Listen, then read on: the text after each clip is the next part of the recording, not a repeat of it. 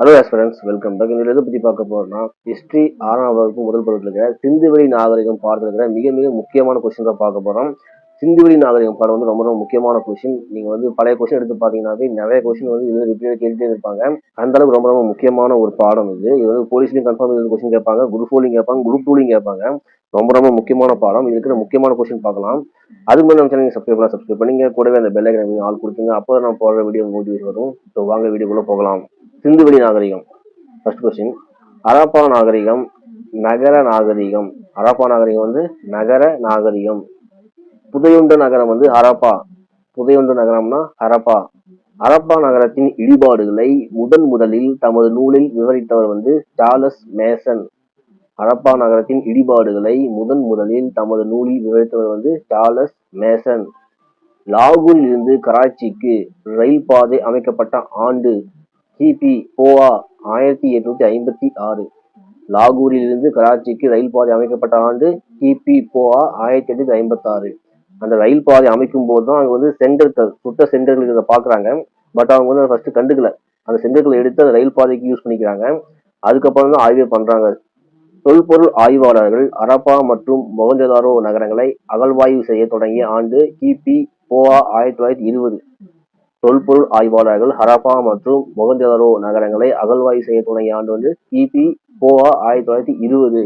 ஏன்னா 1856 வந்து லாகூர்ல இருந்து கராச்சிக்கு ரயில் பாதை அமைக்கிறாங்க. அப்போ வந்து அங்க வந்து இடிபாடுகள் கண்டுபிடிக்கிறாங்க. அந்த இடிபாடுகள்ல சுட்ட செங்கற்கள் இருக்குது. அப்போ வந்து அவங்க பேச அதை எடுத்துக்கல. அந்த செங்கற்களை எடுத்து அந்த ரயில் பாதை அமைப்பதற்காக யூஸ் பண்ணிக்கிறாங்க. அதுக்கப்புறம் 1920 தான் ஹரப்பா மற்றும் மொஹஞ்சதாரோ நகரங்களை அகழ்வாய்வு செய்ய தொடங்குறாங்க. ஓகேங்களா? ரெண்டுமே முக்கியமான கொஸ்டின், கண்டிப்பா கேட்பாங்க. லாகூரில் இருந்து கராச்சிக்கு ரயில் பாதை அமைக்கப்பட்ட ஆண்டு 1856. ஹரப்பா மற்றும் மொஹஞ்சதாரோ நகரங்களை அகழ்வாய்வு செய்ய தொடங்கிய ஆண்டு 1920. ஞாபகம் வச்சுங்க. 1924 ஹரப்பாவிற்கும் மொஹஞ்சதாரோவிற்கும் இடையே பொதுவான அம்சங்கள் இருப்பதை கண்டறிந்த வந்து ஜான் மார்ஷல். 1924 ஹரப்பாவிற்கும் மொஹஞ்சதாரோவிற்கும் இடையே பொதுவான அம்சங்கள் இருப்பதை கண்டறிந்தவர் ஜான் மார்ஷல். 1920 வந்து அகழ்வாய்வு பண்ண ஸ்டார்ட் பண்றாங்க. அதுக்கப்புறம் 4 வருஷம் கழிச்சு ஹரப்பா அண்ட் மொஹஞ்சதாரோ வந்து ரெண்டுமே பொதுவான அம்சம் இருக்கிறத கண்டுபிடிக்கிறாங்க. அதுக்கப்புறம் தான் ஒரு கன்க்ளூஷன் வராங்க, இது ரெண்டுமே தனித்தனி நாகரிகம் இல்லை. ஹரப்பா அண்ட் மொஹஞ்சதாரோ வந்து ஒரு பெரிய நாகரிகத்தோட 2 பகுதிகள் கண்டுபிடிக்கிறாங்க. அதாவது சிந்துவெளி நாகரிகத்தோட 2 பகுதிகள் தான் ஹரப்பா அண்ட் மொஹஞ்சதாரோ அப்படின்னு கண்டுபிடிக்கிறாங்க. 7th கொஸ்டின், நாகரிகம் என்ற சொல் எந்த மொழி சொல்லான டேஷ் என்பதிலிருந்து வந்தது, அதன் பொருள் என்ன? இது வந்து 3 கொஸ்டின் இருக்குது. ஃபர்ஸ்ட், நாகரிகம் என்ற சொல் வந்து எந்த மொழினா அது வந்து லத்தீன் மொழி. நாகரிகம் என்ற சொல் வந்து லத்தீன் மொழி. அதிலிருந்து சிவிஸ் என்பதிலிருந்து வந்தது. லத்தீன் மொழி சொல்லான சிவிஸ் என்பதிலிருந்து வந்தது, அதன் பொருள் வந்து நகரம். ரொம்ப முக்கியமானது. நாகரிகம் என்ற சொல் லத்தீன் மொழி சொல்லான சிவிஸ் என்பதிலிருந்து வந்தது, அதன் பொருள் வந்து நகரம்.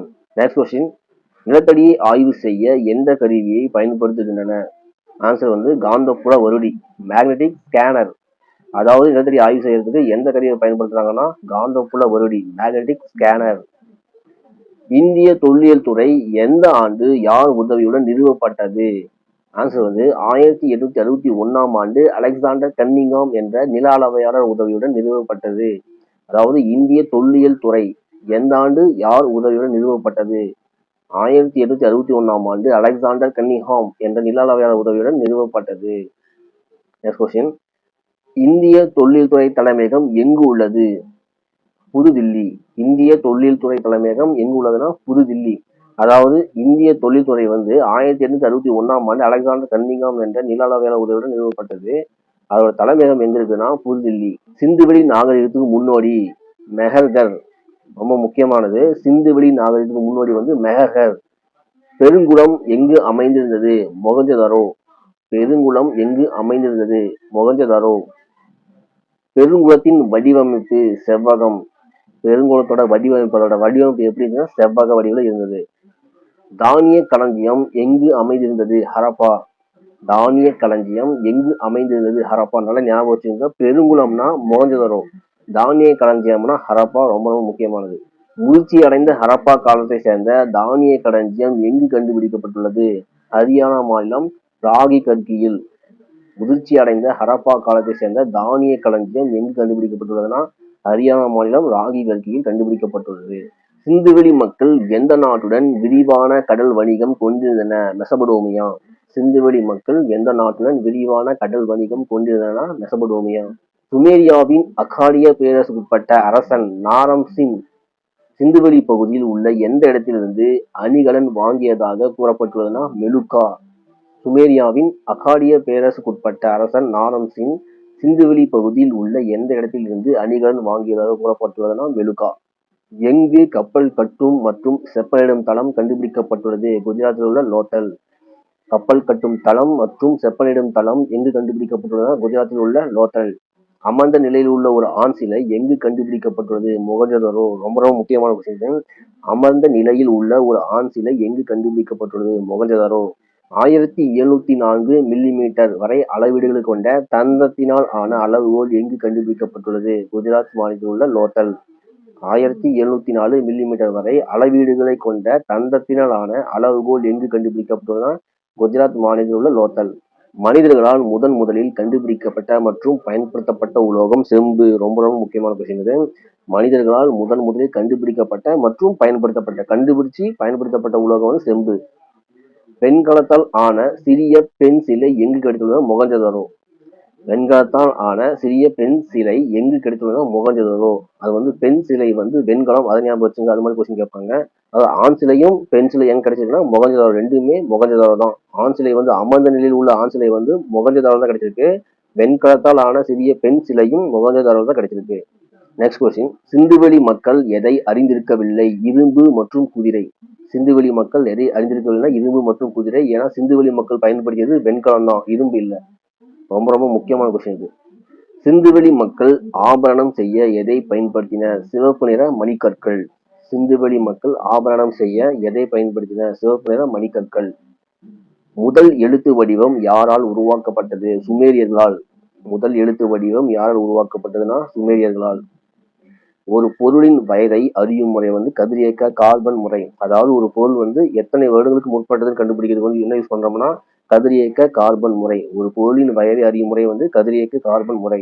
உலகில் முதலில் கட்டப்பட்ட பொது குளம் எதுனா மொகஞ்சதாரோவில் காணப்படுகின்ற பெருங்குளம் தான். அதாவது பொதுக்குளம். உலகின் முதலில் கட்டப்பட்ட பொது குளம் வந்து மொகஞ்சதாரோவில் காணப்படுகின்ற பெருங்குளம். Next question. சிந்துவெளி நாகரிகத்தின் பரப்பளவு. அதாவது சிந்துவெளி நாகரிகத்தோட பரப்பளவு பார்த்தீங்கன்னா மேற்கில் பலுசிஸ்தானின் மேக்ரான் கடற்கரை, கிழக்கில் காகர் ஹாக்ரா நதி பள்ளத்தாக்கு வரை, வடகிழக்கில் ஆப்கானிஸ்தான், தெற்கில் மகாராஷ்டிரா வரை பரவி இருந்தது.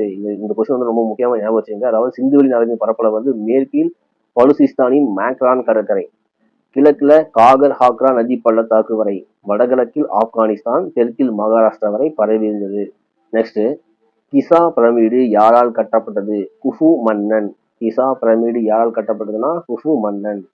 மெசபடோமியாவின் உர் நம்மு என்ற அரசனால் சின் என்ற சந்திர கடவுளுக்கு கட்டப்பட்டது உர் ஜிகுராட். அடுத்து லாஸ்ட் கொஸ்டின் இது. எகிப்து அரசன் 2ஆம் ரமேசிஸ் என்பவரால் கட்டப்பட்ட இரட்டை கோவில்கள் உள்ள இடம் அபு சிம்பல். எகிப்து அரசன் 2ஆம் ரமேசிஸ் என்பவரால் கட்டப்பட்ட இரட்டை கோவில்கள் உள்ள இடம் அபு சிம்பல். ஸோ இதுதான் இந்த 31 கொஸ்டின் வந்து ரொம்ப ரொம்ப முக்கியமானது. இது சிந்துவெளி நாகரிகத்தில் இருக்கிற முக்கியமான கொஸ்டின்ஸ். கண்டிப்பா சிந்துவெளி நாகரிகத்தில் வந்து கொஸ்டின் இருந்துட்டே இருக்கும். அது இல்லாத கொஸ்டின் இருக்காது. அந்த அளவுக்கு ஒரு முக்கியமான பகுதி. கன்ஃபார்ம் போலீஸ்லையும் கேட்பாங்க, குரூப் 4லையும் கேட்பாங்க, குரூப் 2லையும் கேட்பாங்க. ரொம்ப ரொம்ப முக்கியமான பகுதி. இது வந்து 31 கொஸ்டின் வந்து ரொம்ப ரொம்ப முக்கியமா இருக்குது. நீங்க புக்கில் எடுத்து பாருங்க, இன்னும் உங்களுக்கு நல்ல ஸ்டோரியா புரியும். அவ்வளவுதான் சிந்துவெளி நாகரிகங்கள முக்கியமான கொஸ்டின் நம்ம பார்த்தாச்சு. இந்த வீடியோ உங்களுக்கு யூஸ்ஃபுல்லாக இருந்தால் ஒரு தம்ஸ் அப் கொடுத்துருங்க. மறக்காம ஏதாவது சப்ஸ்கிரைப் பண்ணி கூடவே அந்த பெல் ஐக்கனை ஆல் கொடுத்துருங்க. அப்பதான் நம்ம போகிற வீடியோ நோட்டிஃபிகேஷன் இருக்கும். இந்த வீடியோ உங்க ஃப்ரெண்டுக்கும் ஷேர் பண்ணுங்க. யார் யார் படிக்கிறாங்களோ, யார் யார் போட்டித் தேர்வு படிக்கிறாங்களோ அவங்க ஷேர் பண்ணுங்க. அவங்களுக்கு கண்டிப்பா யூஸ்ஃபுல்லா இருக்கும்.